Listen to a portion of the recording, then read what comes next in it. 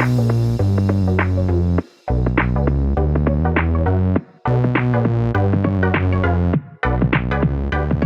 welcome everybody to another episode of Chris and Dave's Reality TV Cast. I'm one of your hosts, Chris, and my co-host and very good friend is Dave. Hey there, Chris, and hello to our listeners out there. Welcome to Chris and Dave's Reality TV Cast. We are covering Love Island UK Season 9, Episode 25. Now, Chris, where would you like to start today? Well, Dave, we said goodbye to Tanyel, didn't we? You know, she went off, and your prediction was absolutely horrendous, Dave. You didn't predict the Ron and her, reconciliation or, show of love, as you said in the last episode. So, I mean, I just want to know what you want to say about that, Dave, I'm trying to think, what was your prediction? I said, my head says that it's got to be Tanyel that'll go, but yes, if my hypothesis is correct, Chris, and the producers are an absolute bunch of see next Tuesdays, then they will work a way to keep Tanyel in. Turns out maybe one or two have a human beating heart and decided to not fuck with that couple anymore, and so Tanyel was the odd one out. I do think the chat that Shaq and Tanya was integral to that, because I think Jordan might have picked Tanyel if it wasn't for that chat. But I mean, Jordan's speech wasn't the most glowing about Ellie, was it? It's like, it's a platonic relationship, innit? But yeah, so I was in the right ballpark, which is better than the radar usually is. Let's put it that way. Whoa. Don't be so hasty there, David. But I think, Dave, for me, like, you're right. Look. So I'll take my only loss of the series, Dave. I may have been slightly wrong, just a little bit. But no, I was shocked she went. I was, but she isn't with anyone. I don't think Ellie brings anything to the table. I don't think Jordan does either. I've not seen from either of them. Ellie came in; she was a good bombshell for a few days, and now she's just integrated herself in to the show. They've not shown Jordan might be again. The edit, Dave, Jordan might be a great guy, and I'm sure I've not watched the Unseen Bits this series other than the first episode, but I'm pretty certain that when you watch them doing what the normal, that people pissing about and everything, they're not being pulled around and go and sit over there. I'm sure he's a funny guy, but we're not seeing that. So I think if there was a couple going on tomorrow's episode, these two have got to be favourites because there's something going on at the end of the episode. But yeah, just a bit of a strange one, but I do agree with you. I think that conversation was the nail in the coffin, wasn't it? It sort of made Jordan think, oh, right, fair enough. Because I didn't think he was going to pick Tanyel. He's like, oh, she's a friend and blah, blah, blah. And then it was like, oh, right, he's picked Ellie. I wasn't expecting that, I must admit. See, that's where the producers fuck with us, isn't it? Yeah. Because they, when he described all of that, I'm thinking, oh, fucking hell, he is going to go with Tanyel. Yeah. Nope. The old switcheroo. You describe one person and then you go with the other one. You bastards, you've done us again.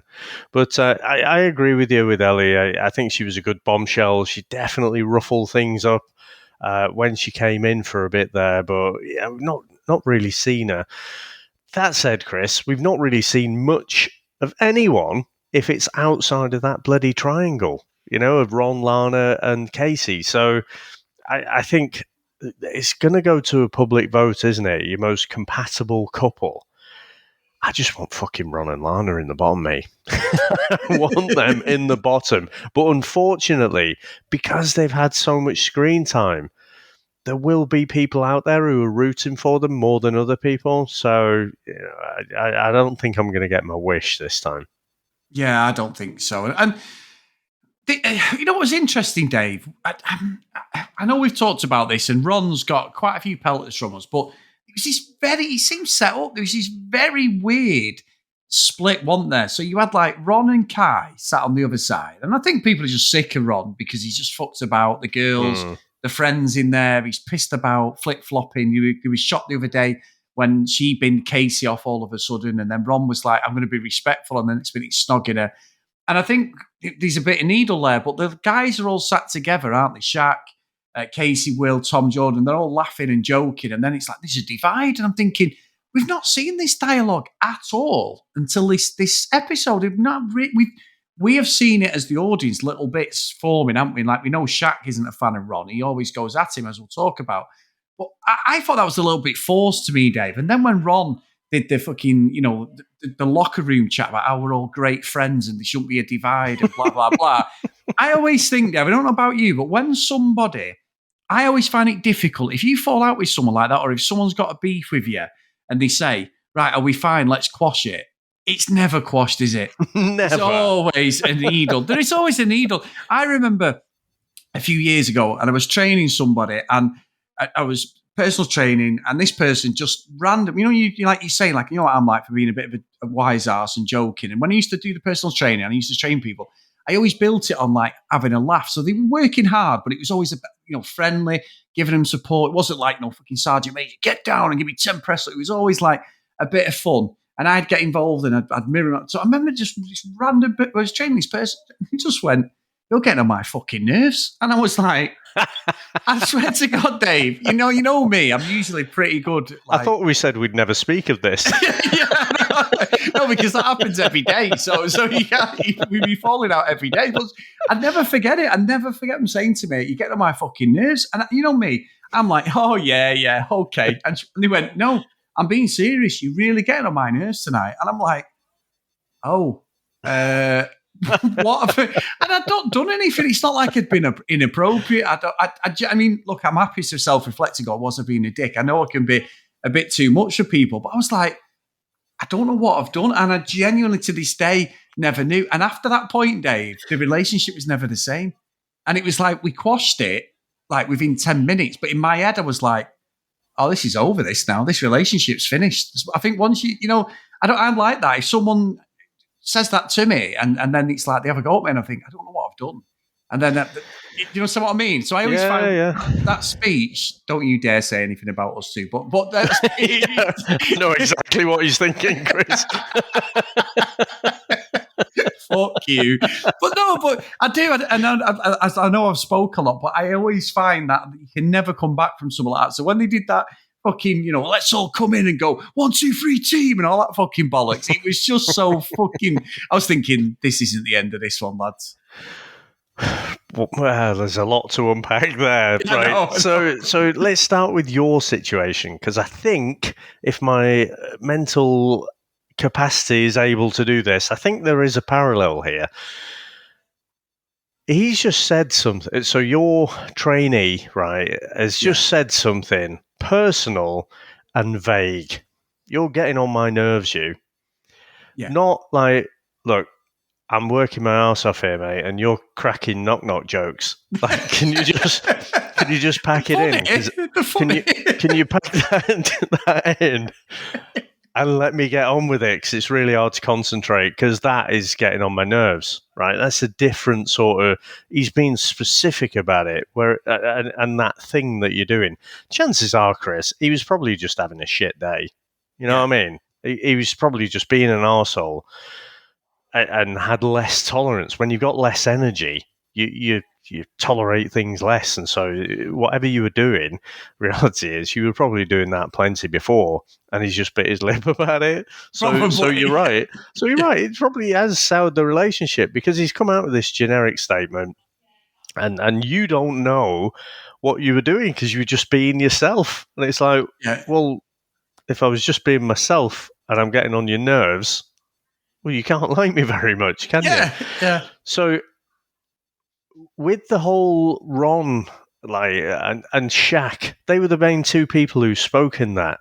They were both so fucking generic. So Ron's saying, look, there's a bit of a beef and whatever, and we need to just squash it. I want to get back to how things were before.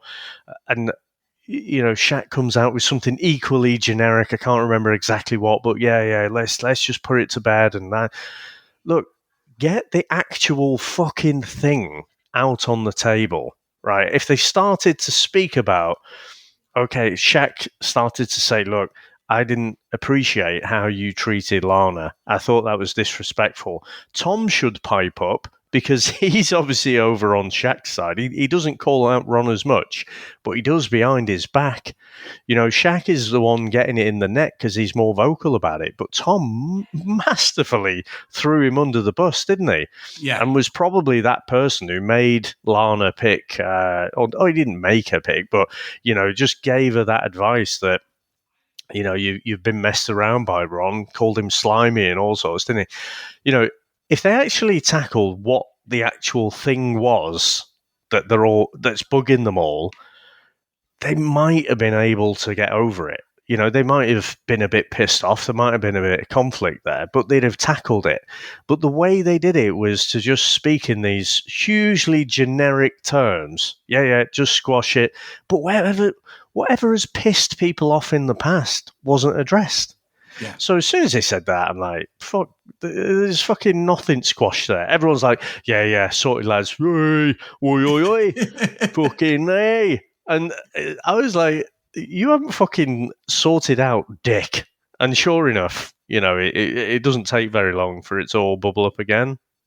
Yeah, you're right. And that leads into, so the guys are cooking meals, aren't they? And I did notice, Dave, and I get it. Olivia has steak, doesn't she? And it comes over and she's not happy with it, Dave. And I'm like, well, that isn't a surprise. However, steak is a very subjective food. Now, I always, as a kid, used to have it cremated. So it was like fucking eating the soul of my trainer or something, Dave. Unfortunately, that's how my old man used to cook it. Because we still take the piss out of it now, saying it's like fucking soul of a shoe. However, as I've got older,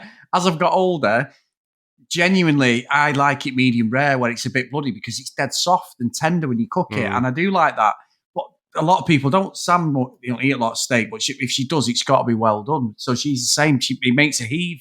So I get it. So it's one of them subjective things. But all the people to send the food back, Dave, into an imaginary restaurant, Olivia was the one that put my fucking house on.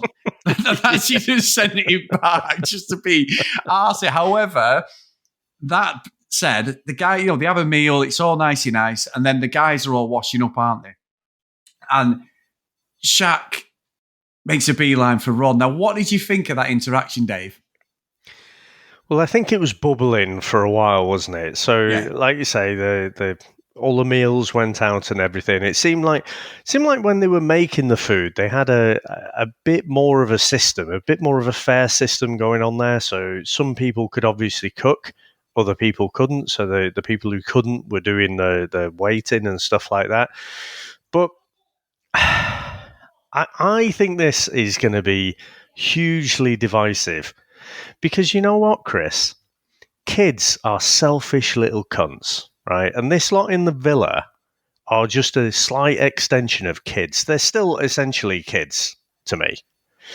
And Ron is a selfish little cunt. The girls who were sat there are also selfish little cunts. I think I've just topped my record of saying that. Yeah, I think so. Yeah. At least you say get your dick out. Like, that's funny. We're not finished yet. Okay. But right, so the thing is, right, and I guess you went from a fairly young age, didn't you? That sounds wrong. You went from, what was it, 19 to living with Sam? Yeah. Right, so was there someone in the house leaving stuff around, not washing up dishes and not pulling their weight with the housework and stuff? Probably Sam, Dave, because I do all the housework. No, you do now. You do now, but that would have been a learned thing. And also, you're the eldest of like 15 children, aren't you? So, it's probably an exceptional case. But right. So I've lived in communal houses, like where you've just got a room and stuff in a shared house, and fucking hell, it is so annoying when people just don't give don't pull their weight, because you go from, or some people just go from a home where they're being looked after by parents, whether that's mum, dad, mum, whatever it is, and they pick up their clothes after them, they do all their washing. Think Al, right, from Maths Australia, and Love Island Australia, actually.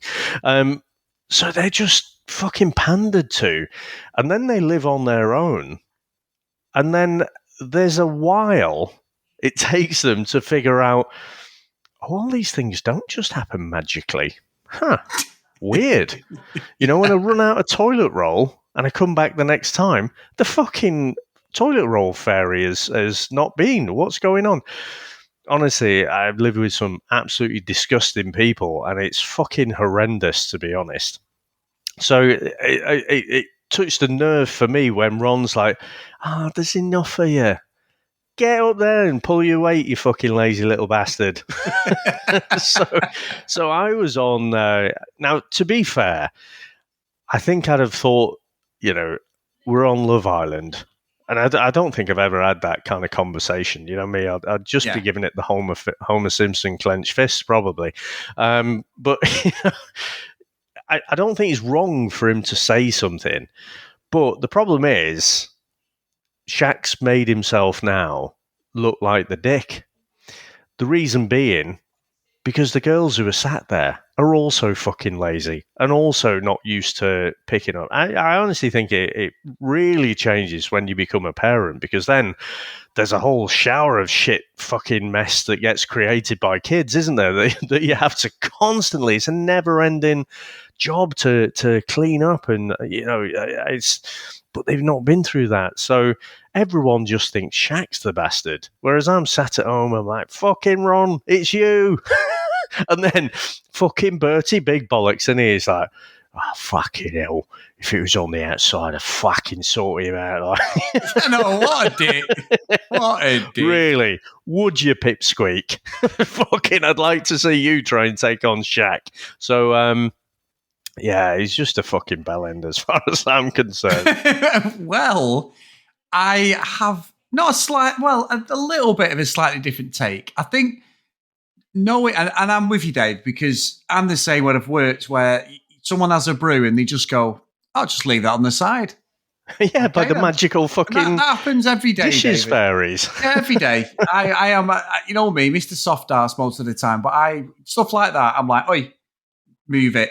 Well, what do you mean, move it? And I will say it to people because I hate stuff like that. It's just bad manners and just lazy, as you said. Yeah. And that does come with being old. And like you say, I am the oldest of 9 kids. So growing up, it was all on me, Dave, pretty much to do all that sort of shit, unfortunately. The eldest always gets the shit, Dave. Even if it's someone else's fault, you're the one getting a clip on the head. Yeah. So I get that. That's probably why I don't do that. But with what I found disrespectful was Ron was doing the cocky attitude thing. I think that's what got Shaq's back up. However, Shaq, again, he's getting involved in stuff again, and he's having none of it. The guy's like, just leave it. Ron needs to knock it down a peg or two, and he does, because he was just being like, yeah, I'll be there in a minute, whatever. Like, in other words, I'll wait till you finish and then just stroll over at the end and pick a plate up or something. And, so the guys were right, they were doing it. But even Kai was questioning it, who's been Ron's wingman. So I get it. That. But I'm not sure on Shaq's delivery again, Dave, because I'm just sort of like, Ron's an idiot, but this could turn very quickly with the public, because it seems to be every episode he's checking him, innit, and telling him. Now, I think he's been right every time he's checked him, but it does wear thin eventually, doesn't it, if you're going to keep doing that. They've got a clash. If Ron is saying like he's a bit of a hothead, they're going to clash, aren't they? There's going to be some sort of kickoff. This isn't the end of it. They've got to have a blowout to sort it out, I think. So hopefully that comes pretty soon, Dave, for our viewing pleasure. Yeah, hopefully. No, what I would say is I kind of agree with you with the delivery. I think Shaq, the way he marched over there was just, he'd snapped. He'd had enough. Yeah. Whereas the other guys seem to just be a bit more laid back and just... But now what I would say is, how long have you been in there now? 3 weeks? 3.5 4 weeks? 4 weeks. 4 weeks. Yeah, like 4 weeks. And we only get to see the edited bits. I'm guessing that Ron doesn't pull his weight at all. Yeah. So this has possibly been building up in Shaq's mind a lot more than we've been seeing. Because it's not really interesting, is it? Come on, Ron, are you doing the dishes? No, I'm just having a... Sorry, I'll go back into my lock, stock and 2 smoking barrels. No, I'm just having a chat right here, mate. No, I don't know. Like I say, I wouldn't have marched over there like that. But, maybe I'd have said, oi, fuckface, get over here and pull your weight, or I'm taking a shit in your bed, or something like that. Just, Oh, so it was you then, Dave, was it? I admit nothing. I thought it was from the cat. It was a dirty protest. Yeah. Oh, he's a little bastard, right? Every fucking time I go into the kitchen, right, he has a shit. I am like fucking laxatives to that cat. I don't know what it is. Just literally, I'll go down into the fucking kitchen. Like sometimes we record there, don't we? And then it's like, oh, just wait a minute, Chris. I can hear it. I always start laughing, don't I? I always just start laughing. You're like, you can hear it, can't you? Go, yeah. It's fucking every meal. Like I go down for my breakfast, you know, he's like, all right, okay, it's the morning. I'll let you off. Go down for my lunch.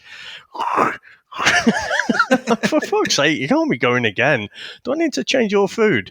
But so anyway, yeah, I would probably have handled it differently and shone a light on it.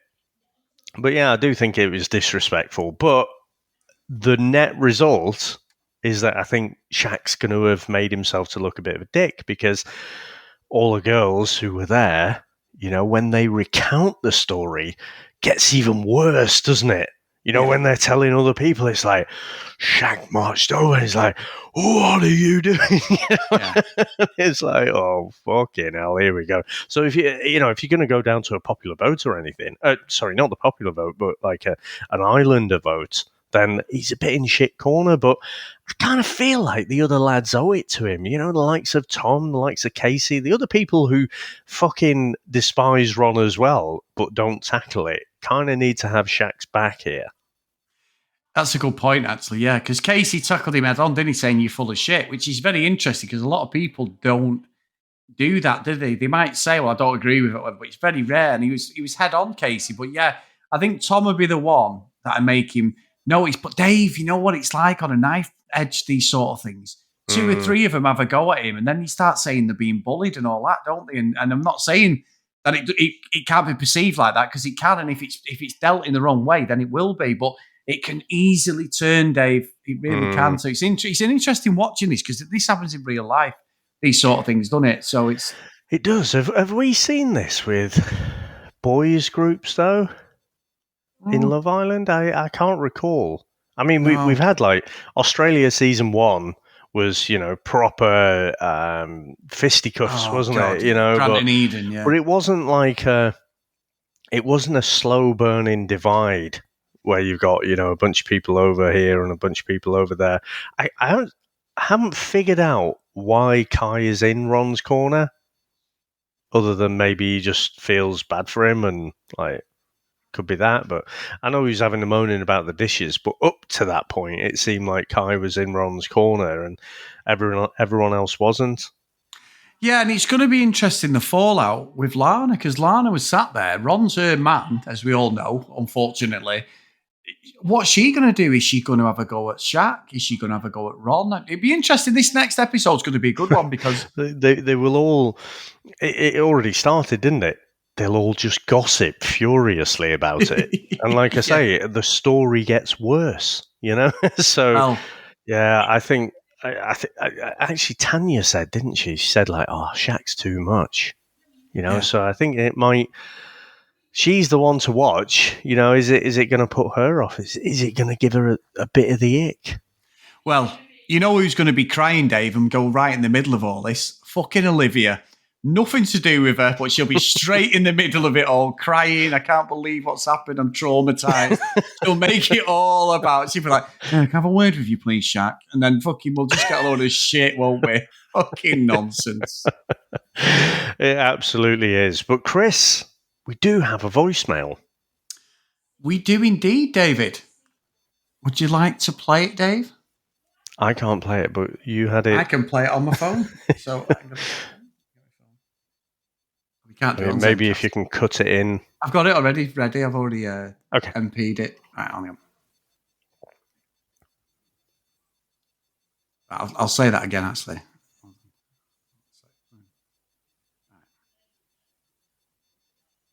Well, Dave, we have, as you've just said, a voicemail. It is from Joe, I'm not sure what she's alluding to, Dave. It doesn't seem to be an apology for getting it incorrect the other day. It seems to be aimed at selective memory. Yeah, reality radar.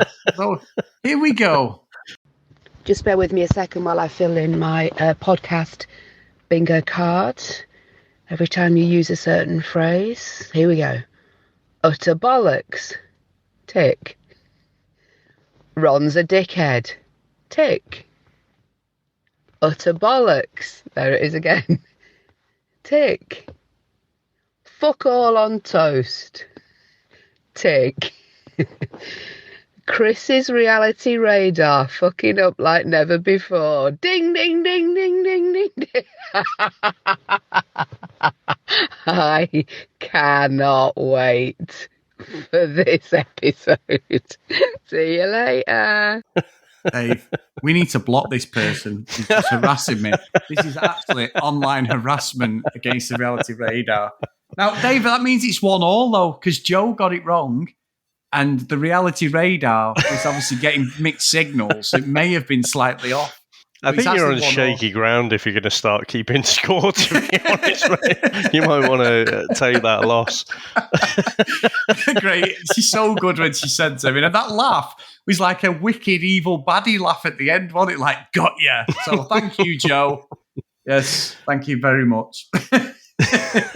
So, Dave, we've had a couple of emails as well. So, this one's from Jess Marie, one of our friends over on Facebook, one of our patrons. She said, "Hi, Chris and Dave. Loving your daily, not daily podcast a lot more than the show. I have some thoughts on Tanyel. I think the reason why she hasn't really clicked with anyone is that she's got a big crush on Ron. Ron's the only one she wants. I don't buy this best friend crap. I think the producers have told us you can't go for Ron because they want to keep Ron and Lana's drama going. Why? I don't know, because I'm over it. Jay from the last series said that the producers would not allow him to go for Paige because they wanted to keep the Jax drama going. I think they have done the same with Tanyel.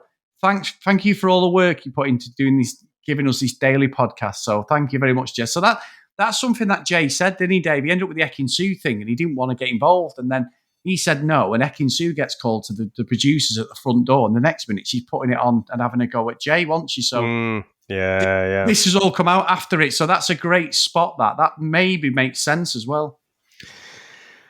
Yeah, I just try not to think too deeply about it. You know, I prefer to have that thin veil.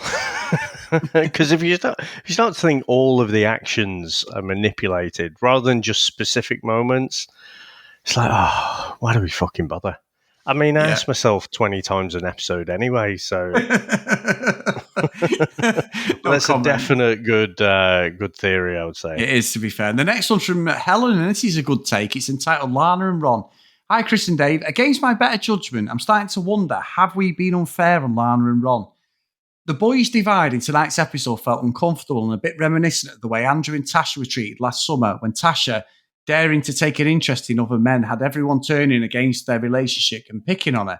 Yet 6+ months post Love Island, Andrew and Tasha are still together. Ron behaved like a muppet and hurt Lana's feelings, but he never actually kissed anyone else, was never exclusive with Lana at the time. And if she doesn't care, why should anyone else at this point?" It's a fair point. "Now, it feels like Shaq, etc., are using an excuse to take issue with Ron, e.g. washing up complaints, and the whole thing is starting to feel a bit weird and clicky. So maybe Ron and Lana will shock everyone and last on the outside like Andrew and Tasha. That said, I'd prefer," this is great, "that said, I'd still prefer it if Ron went off the rails in Casa Amor and fired into everything with a pulse. Here's hoping." Now that sounds like someone else is firing everywhere. Keep up the fantastic work, guys, Helen. So great email, Helen. And that's what I'm saying, Dave. It's on a knife edge now, this situation. You know, it can soon change, even though Ron's been a bit of a bellend and mistreated her, and she's stupid, like what she did the other day to Casey. And everyone was like, well, I'm over both of them. And I know that's still the case for a lot of them. I'm the same. I'm over him, but it can turn the other way. If the lads carry on having a go at him, it soon changes. So, yeah, I think it's some great perspectives again on this day, because we're not always right. And it's just what we see. So, yeah, I'm going to be interested as we go into next week how this pans out. Yeah, I mean, the thing that really irked me about Ron is I'm sure, right, Andrew and Tasha were together for maybe a week, 2 weeks or something. And she did. She had her head turned, didn't she, by every bombshell that came in. The thing is, Ron hasn't actually been with Lana. They were coupled up from day one, but I'm pretty sure until the next recoupling. Yeah. So they were only actually together for a few days, and then we talk about this history thing. And what pissed me off the most is just his verbal diarrhea. And he's constant fucking lying. So when he's saying to Lana, I'm going to do... Sorry, I'll get my lock stock voice back on. I'm going to fucking dead it, mate. I'm going to do something crazy and I'm going to fucking dead it. And Lana's saying... Oh, no, hang on, I'm Lana. What am I saying? What am I saying? You say, no, don't say it. Do you remember that conversation? Okay. Right, okay. No, I don't, but I'm just going to go with that. Well, Dave, no, don't say it. Don't say it. I don't remember what she said, but anyway. Nah, I'm going to fucking dead it, mate. Dead in the water. I'm going to fucking dead it. Oh, I know what she said. No. Even I was going cockney then. No, don't do that, because you're going to say something you regret. And if you do like her and you have a great chat, then, you're going to do exactly what I'm thinking. So just don't do that. Don't do that. Yeah, but I just feel a bit fucking crazy, I feel like I'm going to fucking do it. I'm going to go over there. I'm going to fucking dead it. Right now, just you sit down there. I'm going to go over there. I'm going to fucking dead it. Yeah, but... Comes back. Comes back. Yeah, she's actually really nice. I told you. I'm doing your accent now. I told you what to do there. Yeah, Mary Poppins. Come on now. Oh, come on. Chimchiminy. Anyway, after that hopeless rendition, so... Yeah, that was what fucked me off. It's the fucking speaking out of both sides of your mouth, and you just can't. It's just so full of shit. So, could they stay together? Maybe. Who else? Fucking Faye and Teddy. The thing is, it is a pressure cooker. I mean, it's a bizarre situation, isn't it? When you're in Love Island, it's not everyday life that you just thrust these fucking bombshells. And they get to take you out on dates and shit. But, so could they last on the outside? I think they could. But just based off what we've seen, I feel like Lana's a doormat. I remember saying when she said, what was it now? She said, I wouldn't put up with this on the outside. Or as you'd say, I wouldn't put up with this on the outside. but you fucking would, because I fucking said so. I'm Ron now, Dave. Yeah, I would. Honestly, we'll get out of there. I'll fucking treat you right. Bish bash bosh. Job's a good one. You know who Ron's going to be fucking mates with? Fucking Luca Bish, when he gets out. You can just fucking tell. 100%. Oh, you can just tell. Two fucking bellends together. Anyway, massive thank you to everyone this week, guys. I'm sorry for them horrendous impressions by Dave. Mine were obviously always on point. So, one out of the two. Not sure what Joe was doing with that voice message, but thank you, Joe, as always. We're going to hear more of that, Dave, aren't we? If you want to email us, cdrealitycast@gmail.com. If you want to follow us on social media, @cdrealitycast. Please go to Facebook, Chris and Dave's Reality TV Cast, and come and join us. About 470 people now. We are getting towards 500, so thank you so much, guys. We're halfway through the show, so let's try and get up to 500. And if you do want to support us a little bit more, patreon.com/cdrealitycast. So, I was going to say the final roll call of honour of the week, but it's not, Dave. We've still got another episode. I just keep your mouth shut. So anyway, the roll call of honour. It's never ending hell. It doesn't stop. It is Ken, Lucky Louie Green, Lauren Tracy, Hennessy Susan, Priscilla Dini, Katie, Libby, Joanna, Noreen, Brianna, Helen Keith, Michelle, Gillian, Joey, Kristen, Maggie, Kate, Megan, Cassie, Fiona, Emma, and Shmade Music. So, great name. So, thank you so much for all your support, guys. And we go again tomorrow. Awesome. And don't forget patrons, we haven't got everyone's birthday in, so if you are a patron and you do want to send us a message, send us your birthday and you'll get a special voicemail from Chris and I.